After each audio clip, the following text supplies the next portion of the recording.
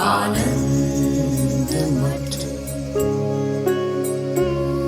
आनंद मठ और ऋषियों की अनमोल धरोहर को संजोएं।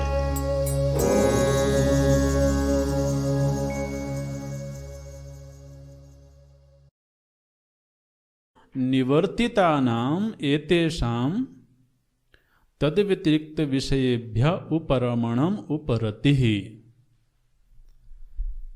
देखिए, उपरति जो है यहाँ पर बड़ी सुंदर परिभाषा की गई है। क्या बोलते हैं कि व्यक्ति कभी कभी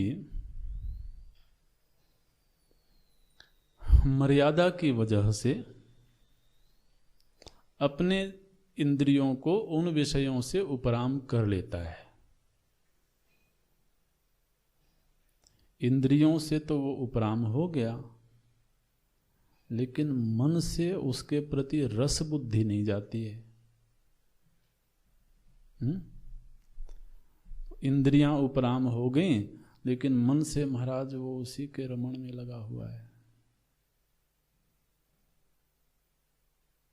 रमण में लगा हुआ माने रस बुद्धि बनी हुई है।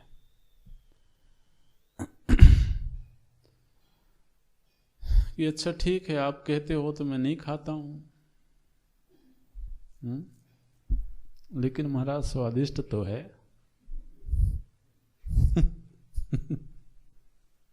अब देखो ये क्या है, अंदर से जो रति है ना, वो रति अभी बनी हुई है। आप कहते हो कि उसके संग में मत रहना, चलो ठीक है, कल से नहीं रहूंगा उसके संग में, लेकिन उसके संग में था तो आनंद तो आ रहा था। चाहे भले वो दुनियादारी की ही बातें करता था, लेकिन वो बातें बड़ी रसीली थी, तो आनंद आ रहा था। तो बाहर से उपराम हो जाने पर भी अंदर से उसके मन में जो रस बुद्धि है, वो रस बुद्धि बनी रहती है। तो फिर सोच सोच करके ही वो आनंद लेता रहता है। तो बोलते हैं ये अब बंद हो जाना चाहिए। इसको बोलते हैं उपरति। अब ना केवल उसने इंद्रियों से अपने आप को दूर किया है, बल्कि अब उसके मन से उसकी रस बुद्धि भी खत्म हो गई। क्या बोलते हैं, निवर्तितानाम एतेषाम तद व्यतिरिक्त विषयेभ्य उपरमणम उपरति। अब उसमें वो रमण भी नहीं करता है, मानसिक रूप से भी वो उसमें रमता नहीं है, उससे उपराम हो जाता है। इसको उपरति बोलते हैं। और उपरति का एक दूसरा भी यहाँ पर अर्थ किया है आचार्य ने, अथवा विहितानाम कर्मणानाम विधिना परित्यागः।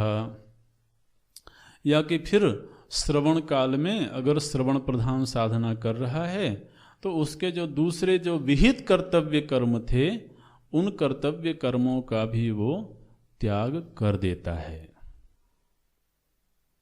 अगर श्रवण प्रधान साधना हो गई, तो जो उसके विहित कर्तव्य थे उन्हें भी वो छोड़ता है, क्योंकि उस समय पर उसे श्रवण प्रधान जीवन जीना है।